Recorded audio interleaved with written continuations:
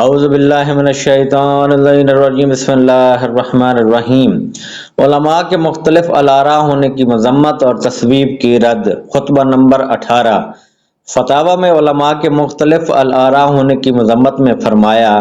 جب ان میں سے کسی ایک کے سامنے کوئی معاملہ فیصلہ کے لیے پیش ہوتا ہے تو وہ اپنی رائے سے اس کا حکم لگا دیتا ہے، پھر وہی مسئلہ بعینہ دوسرے کے سامنے پیش ہوتا ہے تو وہ اس پہلے کے حکم کے خلاف حکم دیتا ہے، پھر یہ تمام کے تمام قاضی اپنے اس خلیفہ کے پاس جمع ہوتے ہیں جس نے انہیں قاضی بنا رکھا ہے، تو وہ سب کی رائیوں کو صحیح قرار دیتا ہے، حالانکہ ان کا اللہ ایک، نبی ایک اور کتاب ایک ہے۔ انہیں غور تو کرنا چاہیے، کیا اللہ نے انہیں اختلاف کا حکم دیا تھا اور یہ اختلاف کر کے اس کا حکم بجا لاتے ہیں، یا اس نے تو حقیقتاً اختلاف سے منع کیا ہے اور یہ اختلاف کر کے عمدن اس کی نافرمانی کرنا چاہتے ہیں۔